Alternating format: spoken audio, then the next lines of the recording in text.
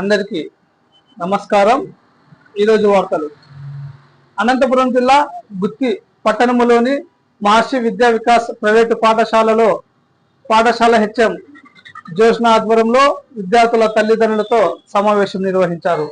ఈ సమావేశానికి పాఠశాల కరెస్పాండెంట్ వేదమూర్తి, పాఠశాల ప్రెసిడెంట్ శశికళ హాజరయ్యారు. ఈ సందర్భంగా వారు మాట్లాడుతూ మహర్షి విద్యా వికాస్ పాఠశాలలో క్రమశిక్షణతో పాటు చదువు నేర్పిస్తున్నామని వారి సందర్భంగా తెలియజేశారు. ముఖ్యంగా విద్యార్థులు సెల్ ఫోన్ కి దూరంగా ఉంచాలని విద్యార్థుల తల్లిదండ్రులకు సూచించారు. విద్యార్థులు తల్లిదండ్రులు తమ పిల్లలతో స్నేహపూర్వకంగా ఉండాలని, ముఖ్యంగా సెల్ ఫోన్లను దూరంగా ఉంచాలని ఉపాధ్యాయులు విద్యార్థుల తల్లిదండ్రులకు సూచించారు. అదేవిధంగా త్వరలోనే విద్యార్థుల తల్లిదండ్రులతో ఒక కమిటీని ఏర్పాటు చేస్తామని తెలియజేశారు. అలాగే సకాలంలో పాఠశాల ఫీజులు చెల్లించి పాఠశాల అభివృద్ధికి సహకరించాలని ఈ సందర్భంగా వారు తెలియజేశారు. ఈ కార్యక్రమంలో పాఠశాల కరెస్పాండెంట్ వేదమూర్తి, ప్రెసిడెంట్ శశికళ, హెచ్ఎం జోష్న, విద్యార్థుల తల్లిదండ్రులు, పాఠశాల ఉపాధ్యాయులు, సిబ్బంది పాల్గొన్నారు. Thank you. ఎవరితో మాట్లాడుతున్నాడు ఏమనేది మీరు కీలకంగా చూసుకోవాలి. 5th క్లాస్ పేరెంట్స్ ఎంతమంది ఉన్నారు ఒకసారి చేయకండి. 5th class, 6th class, 7th class, ఓకేమా. 6th క్లాస్ అంటే ఆల్మోస్ట్ కొన్ని స్కూల్స్ లో లవ్ లెటర్స్ అన్ని స్కూల్స్ ఉన్నాయి. పబ్జీలు బాగా ఆడుతున్నారు, ఫ్రీ ఫైర్ ఆడుతున్నారు. అండ్ దెన్ ఇప్పుడు కొత్త ఒకటి వచ్చింది, పోలీసు వాళ్ళకి అంత చిక్కడం లేదు. ఈ దాంతో దగ్గర 180 మంది ఆడపిల్లకాయలు అనంతపూర్ 2 జిల్లాలో, సత్యసాయి జిల్లాలో 120 మంది లాస్ట్ 6 నెలల్లో చనిపోయినారు. ఎవరికి తెలుసు, బయట చెప్పుకుంటే మర్యాద పోతుంది. అందులో రైలు కింద పడి కొద్ది మంది బాల వికాస్ చెప్తున్నాము, భగవద్గీత చెప్తున్నాము, అన్ని చెప్తున్నాం కానీ కొద్దివరకు డిసిప్లిన్ గానే ఉంటారు. ఎందుకంటే ఇక్కడ ఓపెన్ గా ఉంటుంది. ఏదైనా కానీ పేరెంట్స్కి చెప్తామనో లేదంటే ఇంకో రకంగానో లేదంటే వాళ్ళని మోటివేట్ చేస్తున్నాం, ప్రేరణ ఇస్తున్నాము. అంటే ప్రైజ్ ఇచ్చి ర్యాంక్ కార్డులు ఇచ్చేసి ఇవన్నీ కూడా ప్రేరణ చేసి వాళ్ళని ఆల్మోస్ట్ మన స్కూల్లో ప్రాబ్లమ్స్ ఏమీ లేవు. కానీ నేను 8th పెట్టాలంటే వాళ్ళు మెచ్యూర్ అవుతారు. వాళ్ళు మెచ్యూర్ అవుతారు, అది కామన్, సహజము. అప్పుడు నేనేం చేయాలా, మేము కూడా మెచ్యూర్ కావాలంటే ఏ విధంగా ఒక కట్టె చేతిలో తీసుకోవాలి. అది సాధ్యమవుతుందా చెప్పండి? మనం కూడా ఎదగాల వాళ్ళతో పాటు. ఒక కట్టె చేతిలోకి తీసుకుంటే ఆటోమేటిక్గా ఈజీగా సాల్వ్ అవుతుంది. ఎందుకంటే ఒక 30 మంది ఉన్న క్లాస్లో 10 మంది ర్యాంకర్స్ ఉంటారు, 10 మంది యావరేజ్ ఉంటారు, 5 మంది డల్లర్స్ ఉంటారు. 5 మందికి దెబ్బ పడాల్సిందే, దానికి వేరే మార్గం లేదు. దానికి ఖచ్చితంగా దెబ్బ పడాల్సిందే 5 మందికి. మరి ఆ దెబ్బ పడకూడదంటే ఆ 5 మంది నుంచి 15 మంది కూడా చెడిపోతారు కదా. సో మేము ఇవన్నీ అంతా ఆలోచించి ఒక నిర్ణయం తీసుకోపోయినాము. అవన్నీ కూడా మీకు చెప్పి మీ యొక్క సంతకాలతో ఆ నిర్ణయాన్ని నేను ఇంప్లిమెంటేషన్ చేయాలనే ఉద్దేశంతో ఈ మీటింగ్కి రమ్మని చెప్పడం జరిగింది. తర్వాత ఈ నెలలో దగ్గర 28 అమ్మాయిలు వేరే వాళ్ళతో పోవడం, అందులో వాళ్ళ తప్పు లేదు, వాళ్ళని అనేది లేదు. మీ ప్రేమ మీరు చూపించాలా, మీరు చూపించలేదు, పక్కన వాళ్ళు చూపించినారు, అక్కడికి వెళ్ళినారు అంతే. కాబట్టి మీరు ప్రేమగా వాళ్ళతో ఉండాలి. నెక్స్ట్, ఇప్పుడు సాధ్యమైనంత వరకు చూస్తే ఉపాధ్యాయుల విషయంలో కొద్ది వరకు పోలీసు వాళ్ళు చాలా ప్రేమగా వ్యవహరిస్తున్నారు, చాలా ప్రేమగా. ఎందుకంటే ఏ కేసులు ఉంది, మా పిల్లోని తన్నారని పోలీస్ స్టేషన్కి పోయిన వాళ్ళని తింటున్నారు, కానీ ఉపాధ్యాయులు ఏమీ అనడం లేదు. ఎందుకై ఉంటుందంటారు? అరే ఉపాధ్యాయుడే వాళ్ళని పట్టించుకోకపోతే సొసైటీ ఎట్లయితుందో వాళ్ళకి తెలుసు కాబట్టి.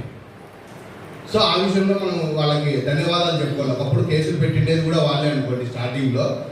ఆ తర్వాత వాళ్ళు రియలైజ్ అయినారు, తర్వాత మీరు కూడా రియలైజ్ చేస్తే బాగుంటుంది. తర్వాత మేము అనుకోండి ఏమంటే ఇంకా ఇవన్నీ వీటి గురించి చెప్పుకుంటా పోతే చాలా చాలా ఘోరాలు ఉన్నాయి. మీరు మొబైల్ పక్కన పెడితే అన్ని ఘోరాలు ఆగుతాయి. తర్వాత నలుగురు కలిసి ఒకసారి ఫోన్ తీసుకున్నారంటే వాడు ఖచ్చితంగా పబ్జీలో ఫ్రీ ఫైర్ ఆడుతుంటారు, అందులో డౌట్ లేదు. దాన్ని కూడా మీరు ప్రివెంట్ చేయాలి. ఏదో మీకు ఏదైనా మాట్లాడడానికో వీడియో చాటింగ్లో వాళ్ళు అసలు మీకు మొబైల్ ఇచ్చినా వాళ్ళ మానిటరింగ్ ఉండాలి. ఏం చేస్తున్నారో, వాళ్ళు ఏం చూస్తున్నారు అనేది మీ మానిటరింగ్ ఉండాలి. లేదంటే మొబైల్లో ప్రేరకాలు చాలా ఉన్నాయి.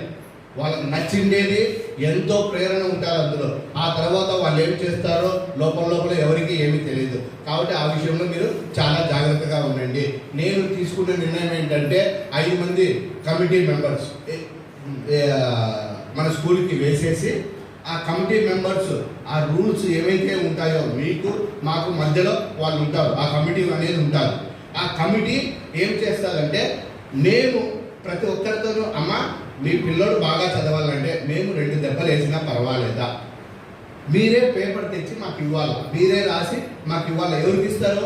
5 మందికి ఇస్తారు, ఆ కమిటీకి ఇస్తారు.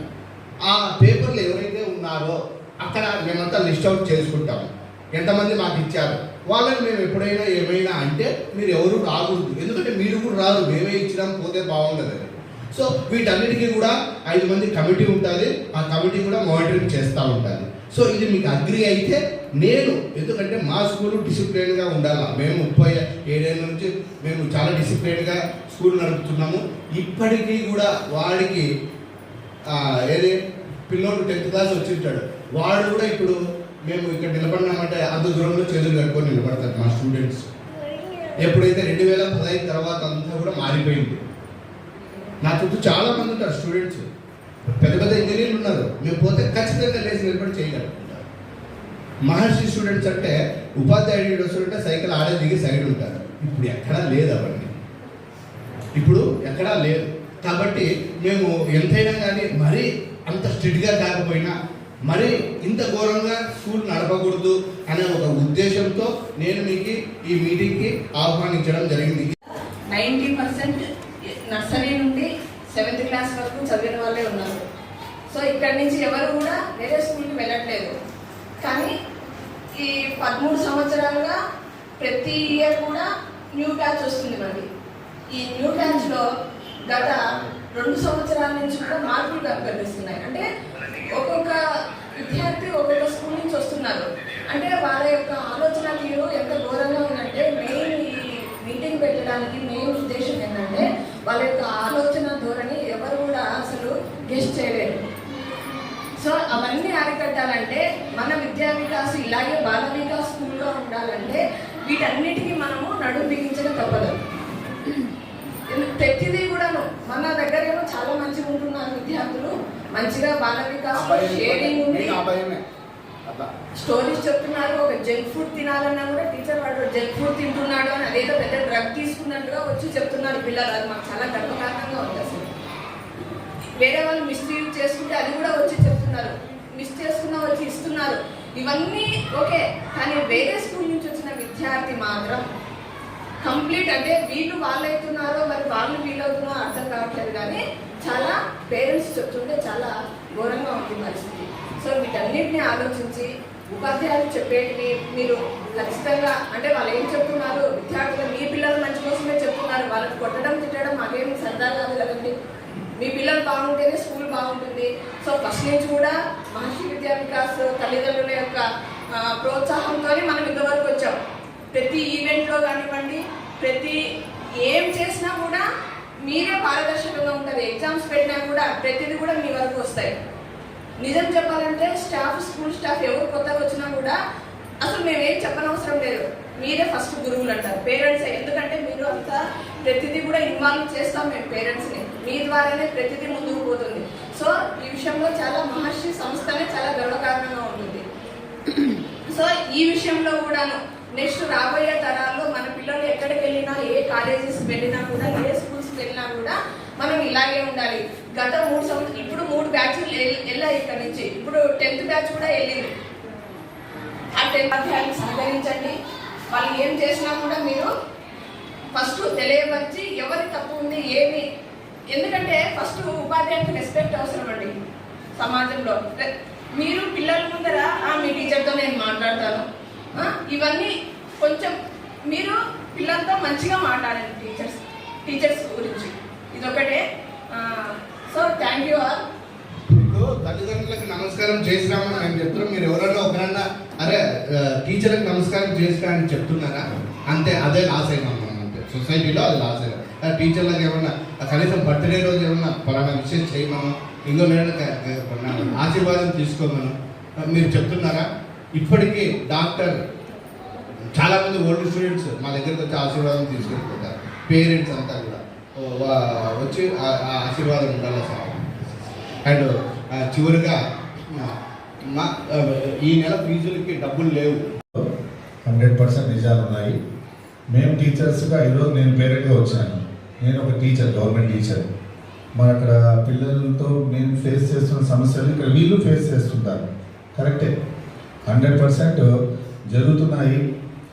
ఉపాధ్యాయుడు కూడా ఎటువంటి గట్టి నిర్ణయాలు తీసుకోలేని పరిస్థితి. ఇప్పుడు పేరెంటింగ్ ఎట్లుందంటే తక్కువ మంది పిల్లలు అడిగిందల్లా గురించి ఎటువంటి గారాబం చేస్తున్నారు, నెత్తి మీద పెట్టుకొని చూసుకుంటున్నారు. అది మంచిదే, కానీ ఇక్కడ మన స్కూల్లోకి వచ్చేటప్పుడు అలాంటి పరిస్థితులు ఉంటే విద్య నేర్పడం చాలా కష్టమవుతుంది. ఎంతసేపు లాలించి అంటే కొన్ని చదువులు చెప్పలేము. పిల్లలు మామూలుగా కుర్చీలో కూర్చుంటున్నారు, చెడ్డ చెడ్డ పనులను చేస్తున్నారు. లెటర్స్ రాయడము 7వ తరగతి 6వ తరగతి నుంచి మొదలు పెడుతున్నారు. ఏమన్నా మనం ఏదైనా చెప్తే పేరెంట్స్ అది టీచర్ చెప్పింది కరెక్ట్ కదా అని ఊహించుకోవడంలే. మనకి కూడా సార్ మా పిల్లలు అంటావు మేమా తప్పు ఇట్లా మనల్ని మనకు తీస్తున్నారు. కొడితేనా కొట్టావే మీదకి వస్తున్నారు. కొట్టగా తిట్టగా చదువు చెప్పడం చాలా కష్టమైపోతుంది నిజంగా. లాస్ట్కి వదిలేద్దాం లేపా అనే స్థితికి వచ్చేసినాం. గవర్నమెంట్ స్కూల్ అయితే మాకు ఇంకా ఘోరం. మీరన్నా డబ్బులు కడతారు. డిసైడ్ అయ్యామండి, ఎందుకంటే వీళ్ళు మంచి మోటివేషన్ చూస్తున్నాను నేను. సో గత 4 ఏళ్లలో కూడా ఎప్పుడు కూడా మాకు ఇంతమంది పేరెంట్స్ మీటింగ్ అటెండ్ అవ్వలేదు. సో మీరు అటెండ్ అవుతున్నారు అంటే మీ ఇంటెన్షన్ చాలా గొప్పగానే ఉంది, ఎందుకంటే పిల్లల గురించి మీరు కూడా చాలా శ్రద్ధగా ఆలోచిస్తున్నారు. సో భవిష్యత్తులో కూడా ఇలాంటి మీటింగ్స్ మరెన్నో జరుగుతాయి. మీ సహకారం, సమన్వయం ఖచ్చితంగా మాకు అందరికీ కూడా అవసరం. అలా ఉంటేనే మహర్షి విద్యా వికాస్ అనేది ఇంకొక అడుగు ముందుకు వెళ్తుంది. So thank you